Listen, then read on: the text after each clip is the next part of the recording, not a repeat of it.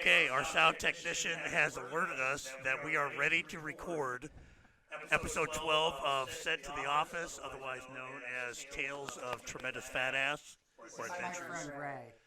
And as you can see in the studio, we have two special guests here. We mean, special, not special. Whatever. It works either way. That's right. Probably Ray both. Mendoza, Lance Boyd drove in from Texas. They are just off the road, and they're here. Yes. Cheers to Sent to the Office. Let's keep it informal, though. This is Ray, but we call him Giggles. Why do they call it Well, I Giggles? was telling my class today, I'm so excited my friend Lance and Ray are coming to visit, and I referred to Ray as Giggles, and they said, well, why do you guys call him Giggles? And I go, well, hold on. And I called these guys to see where they were. I'm like, Ray, it's Dan, what are you doing? That's not true. There you go. There you go. Cheer up, Ray. Cheer up. And as soon after, when Lance figured out I had him on speakerphone with my entire class, I hung up about as quick as I could. Right. Trying to get him in trouble a little bit there. Yeah, I was regaling tales of when we were in Shanghai at the Pink Pagoda, and we met these two girls. At least we thought they were girls. Dan, this is hardly the worst story that we've told about your teaching classroom behavior, but And we've got a bunch too. So So you fellas drove in from beautiful Austin, Texas to 31 degrees and sleet, and you'll wake up to 2 or 3 inches of snow tomorrow. So how does that suit you? You like that? yeah, it's nice. It's nice. It's It's a refreshing. good change, I guess. Get away from town for a little while. Come up here, see our buds. Our second home away from home. Yeah. Well, when you know that you're going to be driving back to sunshine Austin, that makes it okay. But when you have to live with this for the next 5 months, yeah, no, not good. But whatever. So we're happy that you're here. We want to know how your trip went because Dan and I made that drive 7 or 8 times together. Anything happen on the trip that What happened, Ray? We had a couple things happen. Actually, Ray picked me up about 6:30. We were on our way. And 6 o'clock. 6 o'clock, okay. And History. at one point when we were approaching Oklahoma, I noticed that this is the route I used to take to a certain casino Okay. that I used to play poker at, WinStar. And I mentioned that to Ray, and Ray said, I want to see you place a bet. I want to see you do your thing. I want to see you. I said, well, let's do it on the way back when we come back. That sounds like peer pressure. So we didn't really say anything, and the next thing I know, Ray was veering off into WinStar Casino in Oklahoma. Okay. So we went in there to see if we could place one bet on the roulette wheel. And Yeah, do we have that picture? That one that I sent Now, what is it, Ray? Are you not a gambler? Why would you, or is that a euphemism? You want to see him place a bet? I mean, is that? So he was like, you know what? We should go to a casino and place one bet. And he goes, and he points to me, oh, that's the casino right there. We can hit it on the way back. Okay. And I'm like, no, we're already right here. Yeah. Let me just turn. Okay. So you're not much of a gambler, though, Ray? Well, Well, is this up? There's 2 bets here on there. Like, what are the purple chips there? Those are, how much are those purple ones? $500. So we went in, we found the roulette table. There was one that was open, and we walked up, and the whole board was lit up as red because I usually do black or red. I learned that from a certain person in Lake Tahoe at one point in time. We were snowboarding. And we watched. I'm a genius. And Ray said, let it spin again. I want to see it go again. And it hit red again. So I said, what's it going to be, Ray? And Ray looked at me. I thought it was like I was watching a Wesley Snipes movie. He said, always bet on black. Did you really run that? He line? did. you He did. we did actually. We're talking about say it. like always been on brown or like tan or? Yeah. Hey, I'm just saying. No, wait. There's no brown on the roulette table. That was the problem.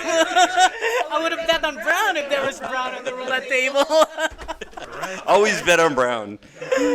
So anyway, I was going to place $500 bet on black, and Ray said, here, do 20 more. So we put it down, and the lady looked at me, or the guy looked at me and said, or there was a lady and said, sorry, $500 max. So I gave it back to Ray. I said, place your own bet. So we put $520 down. Meanwhile, there was this couple there. She was getting a kick out of it, and they were placing their dollar bets all over, and the guy just looked like he was ticked off. And so we had one spin. The board was all red from it. It probably hit red 15 times. Wait, he looked like he's ticked off at you guys? Yeah, just like he was like probably on a long losing session. Okay, all right. And so anyway, they spin it, and we hit black 24, and I said, Ray, you got to wait till I take the glass thing off the table before we can pull our bets back. And then they pulled the glass thing up, and I said, or we could let it ride. And Ray said, Ray nope, said it's grab the money and go. $20, that's... Probably saved us a lot of I money. have a good feeling about it. No? Last Lances in the bitch bag. So it was, so Lance goes to the ATM and pulls out, $500 in cash. We get to the roulette table, and I'm like, hey, here, I'll give you another 20. 20? Yeah, right. And then The high roller that he is. The table goes, yeah, you gotta put the cash on the table. She counts it like 3 times. $20, you counted 3 times? We're telling her it was 520. It was like Yeah. 20s. Yeah, right, okay. Right? She counts it 3 times. 3 times. gotta make sure, Because we keep telling her it's 520, and she goes, yeah, but the limit is 520. It's 500 bucks. 500. So we goes, well, we'll place 2 bets. One for 500 bucks and one for 20 bucks. So the good news is we hit, and we had gas money for the way up here. Yeah, so I think you guys walked. Yeah. Well, That's- we walked, we left, and then when we were going through Kansas, we got pulled over by a state trooper, and he was about to call ICE and try to deport Ray, and we talked him out of it. So, but we really did get nervous? pulled over. Were you nervous? So the cop pulls some. That's when it's not beneficial to be brown. No. That's Trump country down there. boy. Yeah. Well, so the cop pulls in front of me. I was on the right lane, right? Pulls in front of me. I'm like, You okay. say, I am I go to being the left lane. detained? Am I being detained? Am I being detained?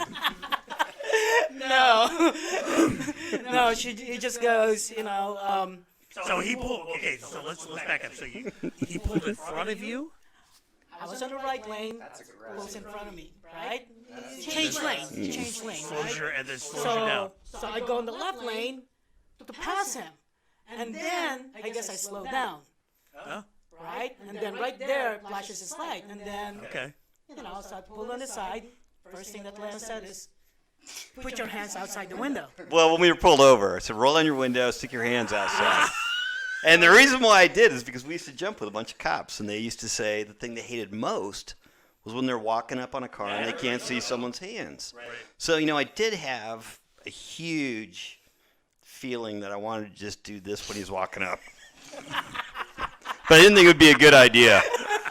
And especially with someone being brown, Right. Oh my lord. But he ended up being a really nice guy. He just Okay. told us that we shouldn't be in that lane. It's a passing lane. Cuff you. I did. I told him when everything was settled. So he takes my license, right? Let me see the driver's license and let me see the insurance. Let me see the insurance. So I gave him my driver's license, and I'm like, I have my insurance on my phone. Here, I'll show you the picture. They don't take that. Yeah, he did. He did. He did. Oh, they okay. Well, you got lucky because and maybe the laws are different there, but I tried that once, and the guy said you have to have a paper copy, and I'm like, you've got to be kidding. We just got our insurance update, and Yeah. so sometimes it can be that way, but you got one that's accepted it from your phone. Yeah. So he goes, it's like, gives me back my driver's license, checks my name, stays there for 5 minutes. So last time I had our hands You still got your hands out there? Yeah, and I'm 30 pounds heavier than I used to be. 5 minutes. I'm cramping up, I'm man. like, Start to go like this. Hey, dickhead! Give my shit back! Officer, can I put my hands back in and scratch my balls? Hey, Vato, we're in a hurry. so anyway, so finally he comes back, gives me back my driver's license, and explains to me, hey, you can't linger on the left lane. That's right. You I'm like, can't. okay, right? I understand. I Yeah. understand. You know. Can't linger over there. Yes. Sounds like racial. And then as he was leaving, Lance goes, I would cuff him. Well, actually, I said, I'd hook him up. And he said, what? And I heard Ray go, what? And I said, I'd hook him up. And the guy actually chuckled and said, I don't want to do the paperwork. Well, you did up on the news. Too. Yeah. That's horrible. Only an American looking out for this administration. That's a fact. Well, you're lucky that you got pulled over by an understanding police officer. He was actually a really nice who guy. doesn't have any, racial type of tendencies. It sounds like, because he could have had you spread out on the back of his car and just, whatever, he can do whatever he wants. I don't even want to know where you're going there with that, but I think it helps that I had Lance on the Yeah. Yeah, Right. because there's no one wider. I know, man. I'm so pale. My Vietnamese friends nicknamed me Spring Roll, man. They said they can see right through me.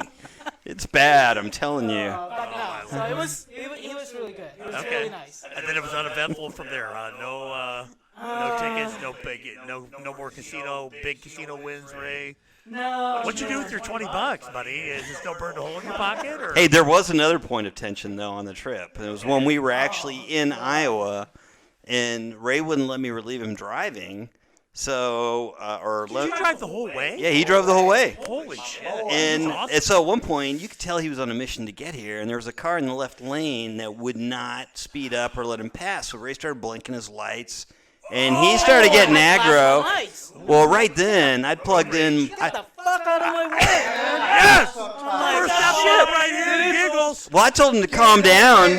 I told him to calm down, but I'd plugged in my phone, and NWA, Straight Outta Compton, started playing. Yes. And all of a sudden, Ray was in the role, man. I mean, he was getting aggro, and I got pissed. I kept saying, Ray, we're moving 80 miles an hour. Everything's okay. Don't get too into this. We got to get there alive. But he He's was, just over the border. oh, man. So it could have been a Missouri driver. That would make sense. That would You make know, sense. The thing Which about it which is NWA song kicked off? we're right at Straight Outta Compton. Boom! Straight out. It's Straight like, Outta Compton. Oh, yeah, Ice Cube was melting it down, I was on the man. left lane, right? yeah. And for the longest time, I'm like, this guy is running at freaking 75. Yeah. And In I'm the like, left dude, you gotta lane. run at least 80 on The the nerve. left lane, The dude. nerve of him. So I'm like, finally, I go close, wouldn't do anything. Flash my lights Yeah. twice, wouldn't do anything. If you would have And I got pissed, man. And Lance was like, dude, we gotta get. If you would have had a missile, if you pushed the button, it would just. Would you have done it? Well, Fired him so finally I go to Lance. I turned to Lance and said, you know what? It's probably a good thing I don't carry a gun. Whoa, Ray! Hey, this is Iowa. Okay? Yeah. You're out And of Texas. It was Yeah. probably a Missouri driver, and you can't expect too much out of them. You really can't. Well, Did you know I got arrested in Missouri once? Did you? Ever tell you that? I got arrested for smuggling books over the state line. I got off on a technicality. Nobody in In his Missouri. butt. Nobody in Missouri In could his prove they were butt. books. Oh, man. That was awesome. I like that. Yeah. Probably, I don't remember. hey, they all steal it. Yeah. Right. So Other than that, it was pretty easy, pretty fun trip up. So Okay. glad to be here. After that, it was uneventful. okay. Yeah, well, unfortunately, some of our other friends couldn't make it, so we should give a shout out to Jerome. Who else? Does Jerome listen? No. Maybe we'll see. Okay. Who else? Who else? Um, Can't remember. we have a good friend. His name is Kyle? Kyle Moss. Yeah. Hey, Cal. Yeah. What about this guy here? Kyle Moss, master prankster. So, Yeah. and his lovely wife, Marianne. Lovely, right. lovely That's wife. right, definitely.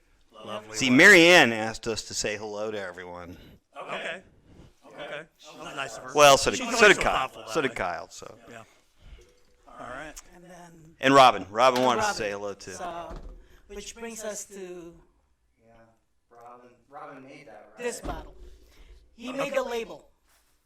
He made the label. Well, he but made not the wine too. He made the wine. Oh, he made the wine too. Yeah. Yes. Yeah. Like he stomped those grapes and everything. I don't know if he stomped the grapes, but he was taking a winemaking class.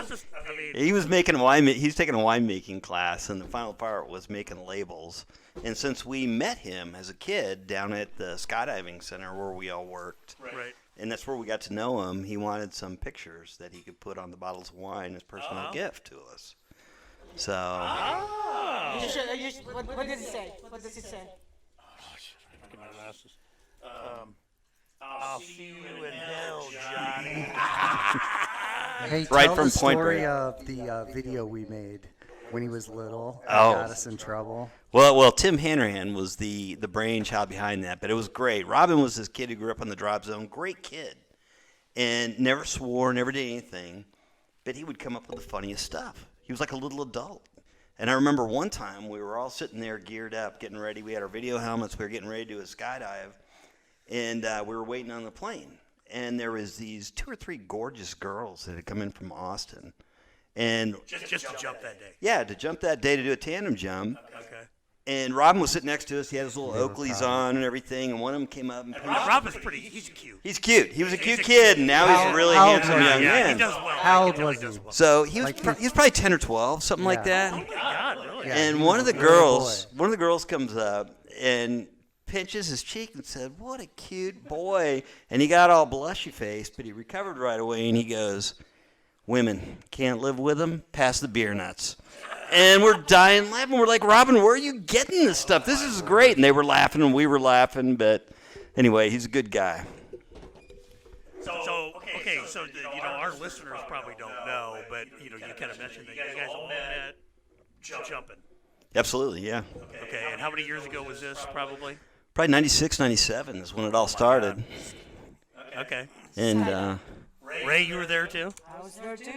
Okay. Yeah. And you were an instructor as well. No, I was a videographer. But Okay. these guys are the one that mentored me. So Oh. yeah, okay. they taught me how to shoot video. Okay. Yeah. Did they pack your shoots for you? and actually, we didn't.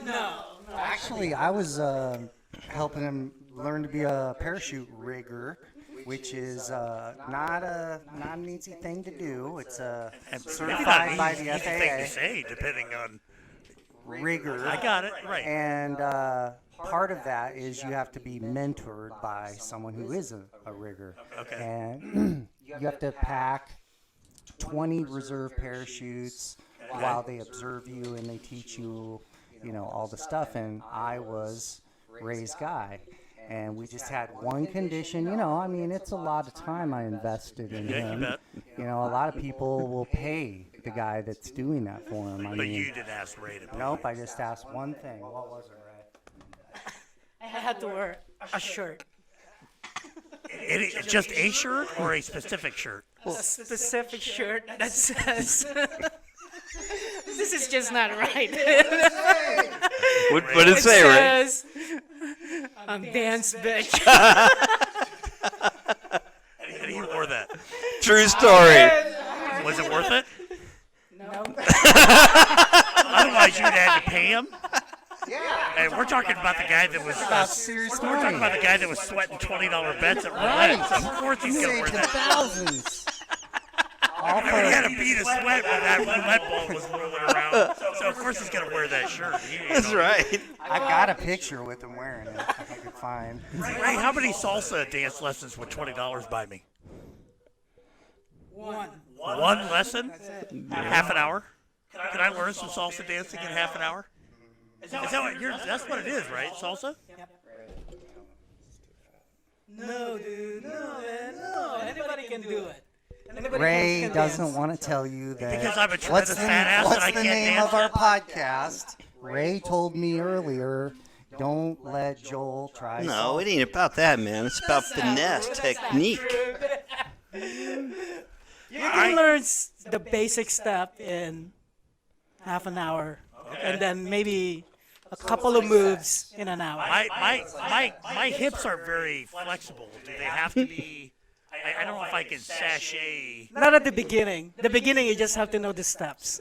Is it like a? Would it be like a Dirty Dancing thing? Would you be behind me and like you'd be? You know, like This is guiding my me space. along? This is your No. space. Don't invade my gate. No. Okay, I just. Let's move the table. Yeah, nobody puts baby in a corner, Ray. So for your listeners, you should probably know that when we had something in common when we all went out to our first skydive, that we were like totally hooked in. And then when we slowly fell out of it or got busy and didn't do it anymore, Ray had that second passion that hooked him in, and it was salsa dancing. And he's a maniac. No, Accomplished. it's cool, man. And he's also DJ Ray. So That is, yeah. Now, when you're DJ Ray, you're up there, you're spinning them, and you're talking to the crowd. Give us an example of what you would say. So, I'll usually say, I'll have like, can you hold that, please? Oh. Yeah, it's falling out. So, I'll usually Now welcome the Dan's his crowd to bitch. whatever event we have. So, Okay. I'm like, I want to thank everybody for coming out to, the salsa event. To the Schwartz Wherever bar it is. mitzvah. There you go. Okay. And then, we'll thank the host, whoever's the event organizer. So I might say, we want to thank Dan for organizing the event, and, Kit Kat Club for for sponsoring us.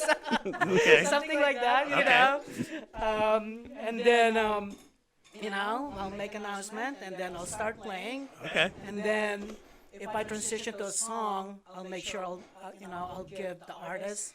It's like, okay, we got, Tito Fuente coming up. Here we go. Boom. So they might give you a list of songs that they need to hear. No, No? it's me. That's right. That's one of the DJ's responsibilities. You gotta feel how the crowd Now, what is. if I wanted to hire you for whatever event, and I wanted to give you, hey, I need you to play these songs? You're going to tell me what? Go fuck myself? What? No. I'll, It's okay to say that. he's inflexible. He'd probably say, "Go through my agent Lance." Say it now. Let's do a little role play. Okay. You need to have your lines. Say, hey, Okay, Ray. Mr. Mendoza, thank you for taking this gig. I think your price is way too high for the service, but whatever, we've negotiated the price. Here's a list of songs that I need you to play at 15-minute intervals. If you would do that for me, I'd appreciate that. I think I have most of the songs. Okay. Some of the songs you might have to give it to me through an MP3 file. Okay. I have no problem playing these songs, but you know what I'll do is I'll play them on the order that I feel that it needs to be. I'll play them all. So I'll you play have the, I'll, to feel it organically. well, Not like it's gotta be it's feeling the crowd. You gotta feel the crowd. That sounds illegal. Nice compromise. Yeah, I really thought he was going to tell me to go fuck myself, but he didn't. You know what? Trying for. I know. I wanted it. I wanted it. It was you that was asking, but if it was Dan, then I'll say, go fuck yourself. Yeah, right. That's payback for wearing me no shirt, a t-shirt. Oh. Man. Hey, I was Bitch. gonna ask if DJ Ray was West Coast or East Coast, but he's obviously East Coast. You know? Now, are you up there and you got like you're holding like half of a can against your ear and you're like spinning that shit? So and that's a very good question. Okay. This is, Oh, really? this I is thought serious. I thought it was kind of a dumb This is question. serious. No, so club DJ, that's what they do. They do a lot of spinning. Yeah, sure. So I DJ a lot of Latin music, Okay. and I DJ for the dancers. Oh. So the dancers, they want to hear the beginning of the song and the end of the song. So there's not a lot of mixing going on. A little bit. Okay. There's some mixing going on, but not a whole lot of, what you'll typically hear on a club. Ray, do you score doing these things? I mean, a DJ is kind of a cool. Well, how about this? Where do you score more, the salsa dancing or the DJing? That's a great question because they're I gotta both. believe it is just this cornucopia of. I mean, you got them hanging on you either way. Either way. So that's a good question, dude. Yes. So here's what I do. All right. We're laying it out there. This is what he does. Oh, he stepped into the bear trap. Yeah, yeah. So He stepped into I the bear usually trap. DJ on like a stage or something. Sure. Right? Okay. And so what I'll do is I'll ask the girl to dance, and I'll take her to the stage where I'm DJing, and I'll dance with her right there, so that I can dance with her and monitor You're but she's special because you brought her up on the stage. Right. That one, unfortunately, it hasn't worked. So. Son of a bitch, Ray. It will one of these days. You just gotta keep trying. Just keep doing it. You know? Just keep doing it. So, That's awesome. But yeah, so that's the DJ thing. Yeah. Yeah. So I do salsa, bachata, merengue. I've heard of merengue. Okay, so bachata is a Dominican dance, Okay. and merengue is from the Dominican Republic as well. Okay. But so the history of bachata, it's kind of like Argentine tango.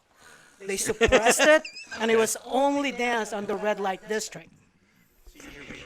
I'm sorry. So you hang out in the red light district? Is that what So you're saying? bachata is the same way. Okay. They try to suppress it, but you can't suppress Tell me, culture or art, I should say. what Latino country has the richest tradition of dancing? Man, I would think Cuba would be up there. Really? Yeah, Cuba's, I would think would be really up there, yeah. I think the history behind it is. I saw Miami Vice, man. That's how I knew But that. I don't. Did they do much? But don't forget the African influence, Okay. and that's what creates the salsa. Is Right. the- But I the thought in mixing. Cuba though it was like a footloose situation for like the 50 years that Castro was there. I thought it was like no dancing. Except in Martin. well, and that's no that. Are you being serious? I kind of. So I can't imagine Castro was like, all in on. Yeah, go ahead. and so what happened is a lot of the musicians, just before that happened, right, moved to New York City, right, and then from New York, it's where by that time they have their the Afro-Cuban music, and it blended with whatever's the music popular at that time. So it could be jazz, and that's what created this salsa music. Pretty cool. It's like salsa. Yeah. You know? Get a little bit of everything in there. Well, I know it's popular. Onions in there. You got some pepper. You got the tomato sauce. See, when I started this whole thing tonight, I thought it was going to be complete bullshit. And by here we're But Yeah. it's the blending of all the instruments. Okay. So you're talking about the clave, Okay. right? The bongos. Okay. And then with the jazz, you got all the you got all the brass and the wind instruments, Okay. the piano, the string basically. Right. And that's, so now that's what create a whole new genre of music. Okay. Which Latino country sucks the hardest at dancing? Go ahead and call them out right now, Ray. Call them I out. don't think there's one. And you know why? And I will He's covered himself. And I will tell you why. Okay. Right? Okay. As much as I hate to say it, Yeah. right? Yeah. It's in the blood. Whoa.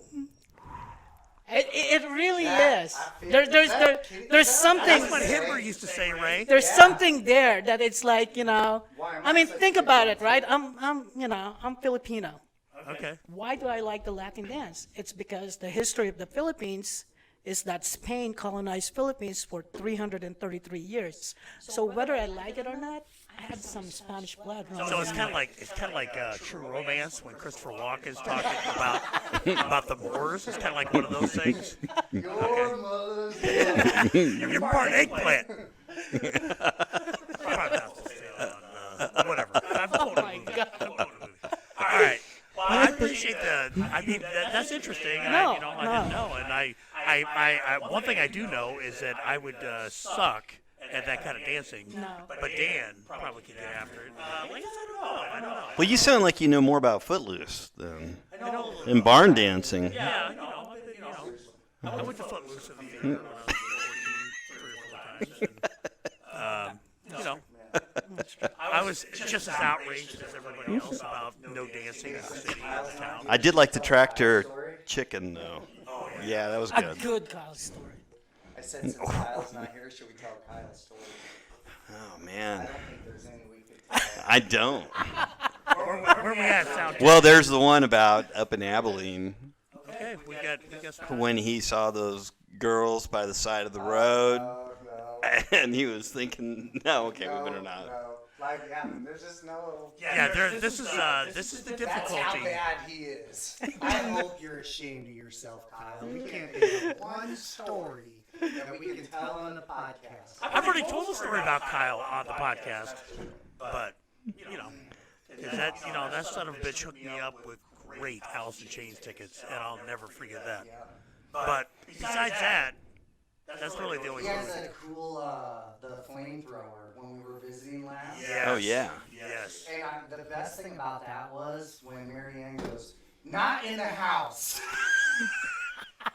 He's like, okay. It was Took it outside. He was like right next to it. He was so close to fire that thing up. She knew it. Not in the Yeah. house. She knew it. She knew it. She knew. I tell you, Kyle and Marianne are really into Formula One racing. And we just recently went. Austin, Texas has the only Formula One track in the United States. Okay. So we just went to the Formula One out there. And I'll tell you what, it's really interesting. I've gone with them a couple times. Okay. But this year it was sold out for the first time.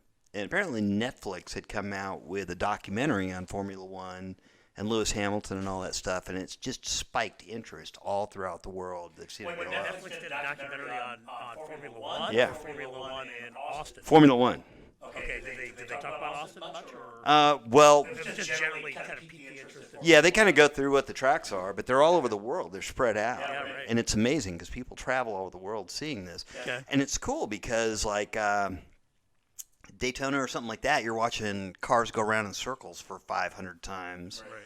But Formula One is like maybe 53, 57 laps in a complex course. And it's a pretty eclectic event. So I remember he showed me the track when we were at that concert, and it was pretty fascinating because I don't know anything about Formula One. yeah. There's a lot. You fit a lot of people in that place, man. Oh yeah, it's great. And so they've developed a league, and just like so, Marianne, his wife, is really into Formula One, really into college football too, and she bears with us while we watch UFC. But whether it's the Formula One racing, the league, or betting on UFC, she beats us every time. That's actually true. Yeah, it is. I remember the UFC. Yeah. How did Kyle get so lucky? You got me, man. You got me. don't understand. She is top notch. Kyle's good. Kyle's a great guy. Let's put it that way. You know, Kyle and Kyle's got a great son Simon and everything. But Marianne, she's one in a million. Yeah. She's something else. So do all the biggest Formula One racers come to Austin? Yeah. I mean, so. I don't know any of them. Well, I know. I'm just learning about it too. But so it's kind of an interesting time because Mercedes, Ferrari usually lead, and Red Bull. They win almost all of them, and then they've got these lower-ranked teams. And Lewis Hamilton is the top Formula One driver in the world. He races for Team Mercedes, and he's an interesting story. He grew up, is kind of a poor kid in London, and but he had a passion for this. And his dad didn't make a lot of money, but they would make it happen. And they had to have these ramshackle go-karts. But he was just so good at what he did that he worked his way all the way up to Formula One, and he's just this absolute success story. So this year or next year, they're going to be putting a spending cap on these teams because this is like some of the biggest money there is. Huge money. You've got to be multi-billionaires to have a team. To keep it equitable? Yeah. So these top teams can outspend the lower teams. It's going to make it more competitive. Yeah, right. Yeah. Kind of like a salary cap for like a sports team. Absolutely. They can only spend so much money. Yeah. Right. Yeah. Okay. That's pretty cool. Yeah. Kyle mentioned coming down for a race sometime. Maybe we should plan that. 'Cause I don't know shit about it, but So an the interesting Circuit of the event. Americas have three big events: the MotoGP, Okay. right? The MotoGP, the F1 racing, and the stock cars, or the kind of like similar to Daytona. And then after that, it's all the concert seasons. Okay. So there's a lot of concerts held at the Circuit of the Americas. Did you send him the picture of you hitting that guy? Oh, it should be in there. Yeah. We'll see how we're on time. Well, we got time, but tell our sound engineer. Did you get all the pictures? Is there one? Our sound engineer Beck is going to be checking out some pictures. Got it. Lance has got a good story. We were just going through his phone when we were like, what should we talk about? And we came across this picture. I'm like, oh, I love that story. Well, I'll probably get in trouble for telling this, but Maybe we shouldn't then. I don't know. no. Well, the first Fuck time it. Dan and all of us worked out at the drop zone, so Skydive San Marcos did one of the highest volumes of tandem jumps in the nation. And we always prided ourselves by really trying to make it the best experience for the tandem person, you know. But every once in a while, you get one of these full-time skydivers that would come through, and it would kind of be all about them. You know, it was their moment to shine or whatever, and we usually tried to discourage that. So I took a few years off and then went back to work down there. And there was a lot of good people working down there, but there was a couple hard cases. And so one of them in particular didn't like me and started trying to do some things to kind of discourage me from jumping out there, running out. And so one day I'd noticed, and doing tandems, yeah. And so I was shooting video, and on our video gear, we have wingsuits so we can adjust our fall rate. And so the first skydive of the day, I've got a really light tandem master with a really light girl. So I'm trying to get big so I can slow my fall rate. Yeah. And I'm falling out. So I know right away my wing is unclipped. But I checked my gear in the plane like 3 times on the way up. So yeah, well, that's exactly what happened. And I knew it when I got to the ground. And so a bunch of other things transpired that day. And about the 10th jump, this is middle of summer in Texas, like 100 and something degrees. Yeah. So this is when people are already getting dehydrated, you know, and we should be working as a team. But this guy was screwing with me, but he'd been watching me and watching my routine. Because I checked my gear 3 times on the way up just to make sure everything's in place and I'm going to survive. And It's one of the things I learned from Lance. so about a minute before jump run, I just thought, well, I'll check my gear again. And sure enough, my wing's unclipped. And this guy's sitting behind me. And I look back, and one of the other skydivers there, I look at him, and he looks at me, and he's like, yeah, it happened, you know. Oh. So I confront this guy, and he basically denies it. And by now, all 23 people on the plane are watching. And I ask him again. And he's like, no, I didn't do that. And but I know this guy, and I know he's a hothead. So I basically say, well, you know, I believe you. Because if you did do it, I think you'd be man enough to say so. And he blows up at me and all this. And so I just looked at him and I said, we're going to have a little talk when we get to the ground. Yes. They're about to jump out of the plane. Yeah. Wait till Daddy gets When home. we get on the ground, I'm going to kick your ass. Meanwhile, these poor tandems are stuck in the middle of all this. And we'd all been trying to calm this guy down. They just want, they're there to do this once in a lifetime. Yeah. And their jump masters are like ready to kill each other. So this videographer climbs out on the side of the plane like we do. The tandem master gets in the door like Dan used to do. Ready, set, go, bails out. Then we do it. So they land before us. And as I'm coming in, I basically yell, get your shit off. And I land. You're not even on the ground yet. Yeah, but I'm pretty pissed. And so the second I land, I don't pack up my parachute or anything. I just start walking towards him. But I decide that when I get there, I'm just going to make a point with him, and that's never touch my gear again. Besides, it's a federal offense, you know, to do that on a plane. Really? Yeah, to touch somebody's skydiving gear. So I go over there and I approach him and I start to say it, and I'm wearing these really expensive cameras on my helmet, and he smacks me as hard as he can in my helmet. And I'm thinking, what are you doing? And I look at him and I said, what the hell are you doing? He does it again. So I proceed to whip his ass and basically grab him and take him down. And while I do, and I grab the lens on his still camera and I rip it out and push him down on the ground. And I'm so mad at this point that I'm just going to cave his face in with this lens. So I start to push his full face camera helmet off, and it hooks on the little cartilage in his nose. Oh. And so, you know, if you ever wrestled in high school, we're in Iowa, so everyone knows what a crossface is. I just jammed that all the way home, man. There's a picture. Yeah. Because he had his camera helmet on and took a picture. Yeah, and I get it off, and man, I got my hand on his throat. I'm going to try to find the picture for you. That hurts. And there'll be people listening that know what I'm talking about here. When I worked at a residential treatment facility with kids, that were behavior disorder kids, that's what they tell you to do if they bite you. they tell you to put your finger under their nose and it makes them stop. Well, I had a kid. It's a bite me pressure right point, here. yeah. It didn't really work. He just kept on biting, but that was the part that it reminded me of, because that really does not feel good. It's also a good way to get someone to clear their neck so you can sink in the rear naked choke if they're trying to do the tuck their chin thing. Oh, really? Yeah, it's considered a dick move, though. Have We a don't dick move. we But you frown do it all upon the Hey, time. whatever works, you No, know. If you needed to. Yeah. But So anyway, oh, here it is. Here Is it it is. a legal move? You could probably hold that up for the camera if you wanted to. But It's just a dick move. so anyway, but I finally get his helmet off and I grab him by the throat. But that's a sweet picture right there. Exactly. Send it to He looks like he's in a fair amount of discomfort. He is. email to him, see how fast it'll go through. So anyway, meanwhile, everyone else is jumping out there, and right when I raise that thing up, and I'm going to take out 55 years of aggression on him, he's got a cute little kid who'd been out there about 3 days before, and that pops into my mind, and I'm thinking, like, I just can't send him home to his little kid like that. So I looked at him and I said, you get one pass, man, and I let him up, and then I saw my tandem coming into land, and I jumped up and I filmed his landing and all that. And then he tried to, and then realized he didn't have any lens on his camera, and then he really blew up. So anyway, so it was adventures in skydiving.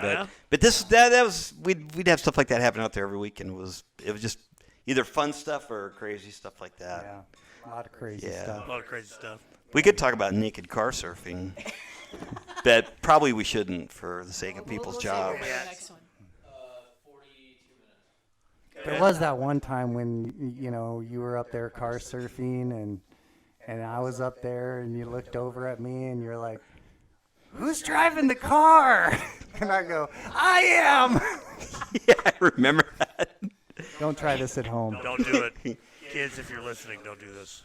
Yeah, we'd kind of gotten some bad news about a friend, and we did mini toasts at a bar, and then on the way back to the drop zone, I decided to get up on top of the car like we used to do when we were going down to spring break, and then our other buddies were up there, and Dan was driving, and then I looked over to my left, and Dan was sitting there right next to me, laying right next to me, and he was like, yeah, and I went, "Who's driving?" And he said, "I am." And I said, "Get in the car."